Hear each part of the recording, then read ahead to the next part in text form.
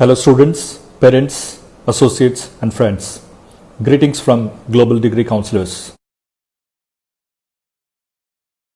This is Pradeep Engala and I work here as the Principal Consultant. A brief about our organization.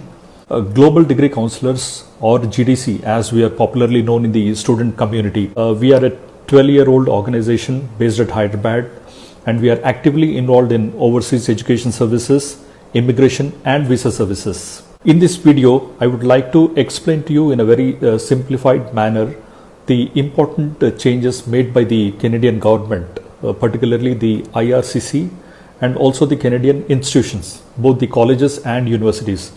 The changes made by them in regards to the delivery of the programs and also the study permit applications of international students. So what are these changes? And what are the reasons behind these changes? We will discuss in this video.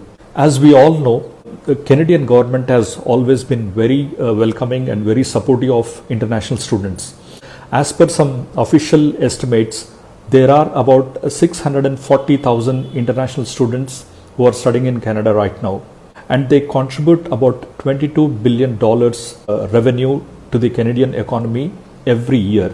And this revenue in turn supports about 170,000 Canadian jobs. So obviously the Canadian government values this socio-economic contribution made by the international students, and they value the skills, the talent the international students bring to the table.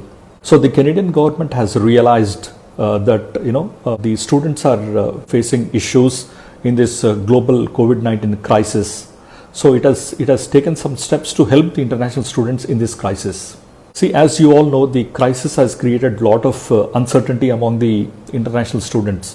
So because it has disrupted the international travel, the consulates, the high commissions, the embassies are closed, the visa services have been stopped, and the students are confused. They are in a very confused state. They don't know what to do, whether to continue with the plans, their education plans, or to abandon their plans or cancel or postpone their plans. So in view of this critical crisis, the IRCC and the Canadian institutions have taken some proactive steps to mitigate the problems faced by the international students and see that there is no disruption in their study plans, and they continue pursuing their education plans to study in Canada for the upcoming the fall 2020 terms and also the future terms. There are two important steps taken by the Canadian institutions, the colleges and the universities. The first one, the Canadian institutions have not stopped the application process. In spite of the COVID-19 crisis situation, they have not stopped the application process. They have been working in the background. The international admissions departments have been working online continuously, and they have been accepting applications from international students for the fall 2020 term and also the future terms. The second important point is most of the in-class programs, that is the contact programs, with some exceptions, because some programs cannot be delivered online. So except those programs, all the other programs have been converted to online format, so that the international students, once admitted, they can register for the classes online and also start their study programs online from the comfort of their homes in their home countries, without having to travel to Canada. Obviously, they cannot travel to Canada because of the disruption in the international travel. And now for the changes made by the IRCC.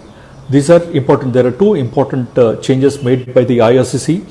They are very important because they are related to the process of the study permit applications, the visa applications of the international students. So the first step is IRCC will actually fast track and process on priority all the study permits of students who have submitted a completed application before the COVID-19 crisis, that is before March 18.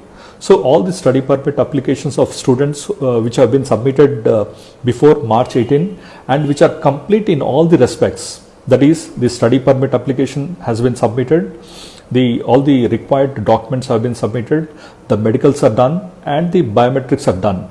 So all those cases will be processed on priority and the decisions will be made by the IRCC. But to be eligible for the fast track process, the students should meet certain conditions. There are about 10 to 11 conditions which I'll go through. So the international students have to meet these conditions to become eligible under the fast track process. So what are the conditions? The first condition, only those students who have applied for the study permit under the SDS scheme, that is the Students Direct Stream, are eligible for the fast track process. And the second condition is only students from the 7 countries, which are China, India, Morocco, Pakistan, Philippines, Senegal and Vietnam. So only students should be from one of these 7 countries to be eligible for the fast track process. And the third condition is only online study permit applications are eligible and not the paper applications. If any student has applied for the study permit via the paper mode, then he is not eligible. Only the online applications are eligible. The fourth one, the student should have been admitted by a Canadian institution. So he should obviously have a letter of acceptance from a Canadian designated learning institution, DLI. The institutions are called as the DLIs. The condition number 5 is you should have proof that you have paid for your tuition for your first year of study in Canada. That is 5. The sixth one is you should have a GIC, that is a guaranteed investment certificate with a participating bank in Canada in the amount of 10,000 Canadian dollars. The seventh condition is you should have a Quebec acceptance certificate. In case you have been accepted by a Canadian institution in Quebec, then you need a QAC. The eighth condition is you should obtain a medical exam before submitting your application. The ninth one is you should obtain a police certificate before your application in case this condition applies to you. The 10th one is you should have your most recent study transcripts, either the secondary or post-secondary, whatever applies to you. And the last condition, the 11th condition is you should have a minimum of 6 in each of the 4 modules of your IELTS test. So these are the conditions you have to meet to become eligible for your study permit process under the fast track scheme. And now the second change made by the IRCC. This is very, very important. Listen to this very carefully. The IRCC has introduced a 2-stage study permit process. This is meant for students who want to register for the fall 2020 term and begin studies online, but who are not in a position to submit all the documents for the study permit because of the various issues they are facing in this crisis now. So all those students who are not able to submit all the required documents but still interested in registering for the classes and begin their classes online for the fall 2020 term. So those students can actually make use of this 2-stage study permit process. So what happens in this category is that an international student will submit the study permit application with only the basic and mandatory documents. So what are the documents? The first one is the letter of acceptance from the Canadian institution. The second one is the proof of funds. You have to show that you have the required funds sufficient for your study in Canada. And the third one is proof to show that you are a bona fide applicant, you are a bona fide student and you will return to your home country after your completion of studies in Canada. So in the first stage of this 2-stage study permit process, IRCC will assess the study permit application of the student with the basic requirements he has submitted, and if the student passes this stage, it will provide an in-principle approval to the student. So once the student receives this in-principle, the first stage approval, he can go ahead and register for the online classes for the fall 2020 term and start his studies. And in the second stage, IRCC will review the documents, the rest of the documents.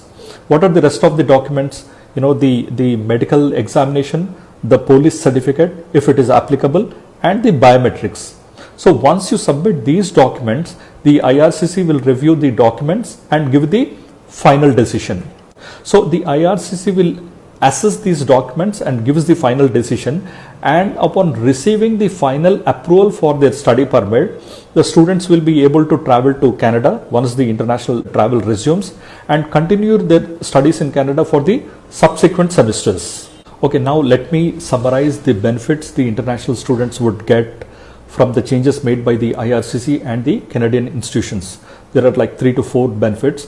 The first one is students can begin studies online without actually having a final study permit, which is very important. The second one is, since the study program for fall 2020 would be online, international students can begin their studies from the comfort of their homes in their home countries and protect their health. And the third one is, for the duration of the online study, the students will not have to incur any living expenses and they can save some valuable money. And the final benefit is, the duration of the online study, whether it is like 3 months or 6 months, that will not be deducted from the overall duration of your study program, and this online period can also be counted for the eligibility of your postgraduate work permit, which is given for up to 3 years. So as long as you have the in principle approval study permit application, you are eligible for the postgraduate work permit, which is given for up to 3 years. So that's about for now, students. So I hope you understood the points discussed in this video, and I promise to come back with more videos on important developments in other countries also, namely Australia, UK and USA. So good luck for your studies, and if you like this video, I request you to share among your friends. Thank you.